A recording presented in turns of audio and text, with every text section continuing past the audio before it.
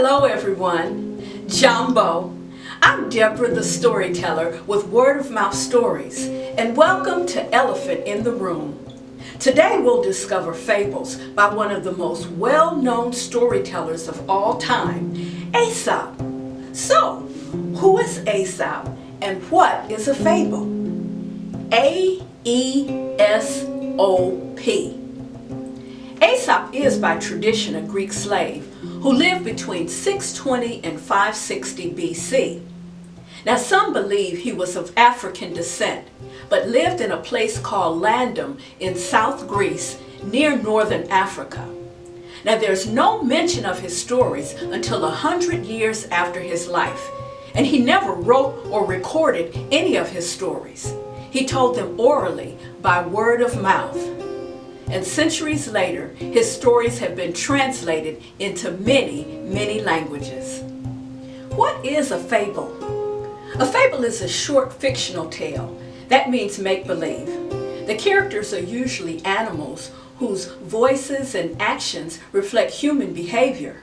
And sometimes the characters are inanimate objects like a tree. Fables teach us lessons that help us learn and grow. Things that make you go,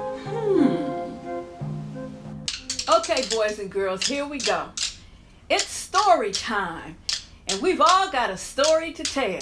Story time, all around the nation, all around the world. Stories are about boys and girls, men and women, me and you. We can create some stories too. Story time, go tell it on the mountain, over the hills and everywhere. Go tell it on the mountain. You've got a fable to tell everybody. Fable time, fable time, fable time, fable time. His story, her story, my story, your story. Fable time, fable time, fable time.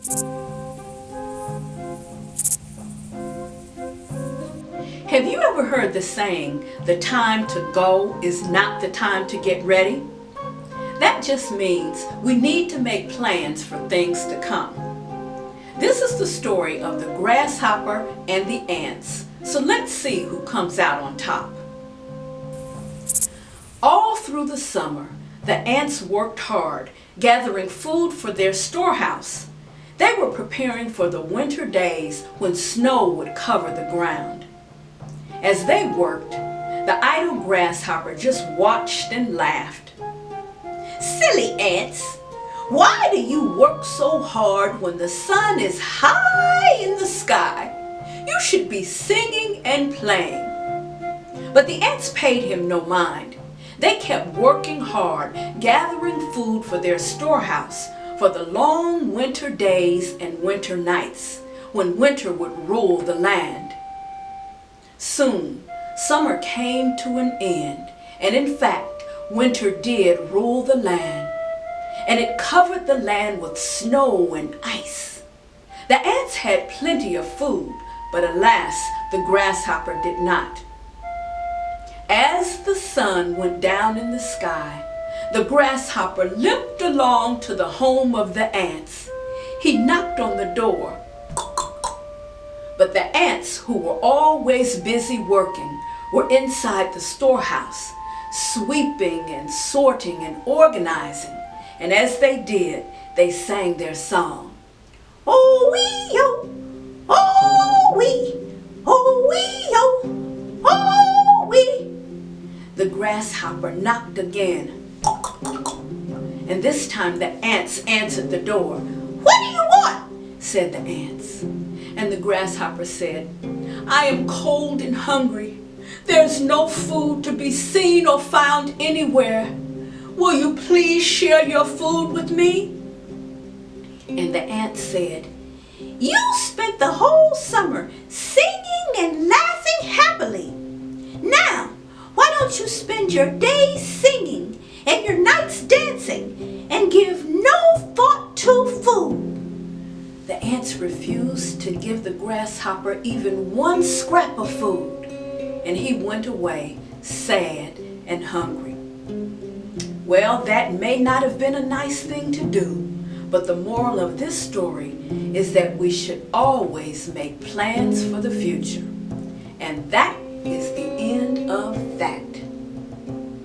Literacy is fun. Stories are all around us. In the books we read, the programs we watch, the songs we sing, the movies we enjoy. Stories are linked to everything we do. Boys and girls, how many of you have library cards? Let me see your hands. Good, good. I see you. Great. Well, library cards are very useful and they're valuable, more valuable than a credit card. You know why? Because with a library card, you can travel anywhere you want to go in the whole universe for free. And you can check out as many books as you like. So ask your parents to take you to your local library and register for your very own card. I've got mine right here. What's in your backpack? Hey guys, I got a song to sing. Will you help me? Yeah! All right. Okay. 1, 2, 3, 4. You help me and I help you. Giving back for all we do.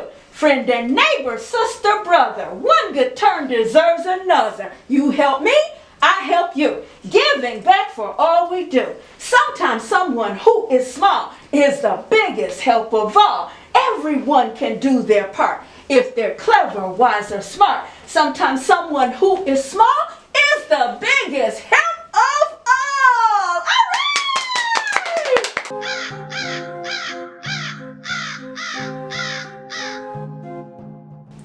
Has anyone ever said nice things to you just to get something they want?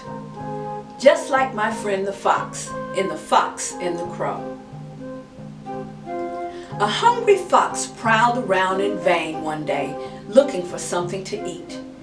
It had been a long day and he was very, very hungry. What I want more than anything else in the world would be a nice piece of cheese, he thought. Swiss, American, pepperjack, provolone, ooh. Just as the thought passed through his head, he looked up and glanced in a tree, and there sitting on a branch was a black crow, and in its mouth a piece of cheese. Oh, the fox licked his lips greedily. Somehow or another I must get that piece of cheese. And then he called out, "Oh, crow! Oh, crow! What a beautiful bird you are! Your feathers so soft and black. Your beak perfectly curved. If only..." And then he stopped short. The crow leaned forward to hear what the fox had to say.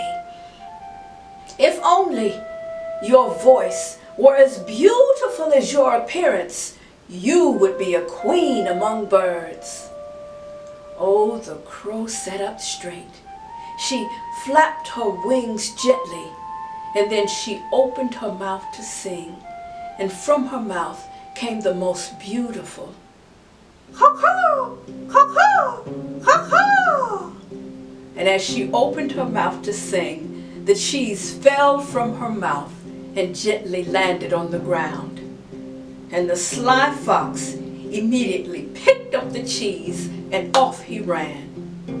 Well, the crow was dismayed, but the moral of the story is, beware of flattery, it's not always meant. And that is the end of that. I got my library card. How about you?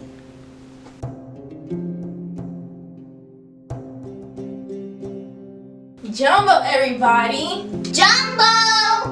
We are the Woms. What's a wom? Word of mouth storytellers. Well, I'm a wom and a wommy. Word of mouth youth storyteller. Hi, my name is Kamaya, and I'm reading a book called The Stag in a Pool by Aesop's Fables. A fine stag went to the pool to drink. When he had drunk deeply of the water there, he stood and gazed at his own reflection. His antlers looked magnificent. "I really do have a fine pair of antlers," the stag said. "They are handsome indeed." He turned away as he did, so he caught a glimpse of his legs reflected in the pool. What a pity, my legs are not as fine as my antlers. It is very true, my legs are far too weak and thin. I wish I could do something to improve them. A lion who had been creeping up on the stag suddenly leaped out at him. As once the stag fled the ground, oops, a head was open and free from trees. The stag's legs served him well. Soon he drew ahead of the lion. He dashed into a forest. Unfortunately, his fine antlers became tangled in the branches of a tree, forcing the stag to come to a halt until the lion caught up with him. What a fool I was, cried the stag as the lion leaped upon him. The legs I despised have served me well. Wow, the antlers of which I was so proud of let me down. The moral of this story is what is worth most is often valued least. I got my library card. How about you? I hope you've enjoyed these stories. Now let's review some other activities you can do at home. Then you can visit the Word of Mouth website for crafts and other resources.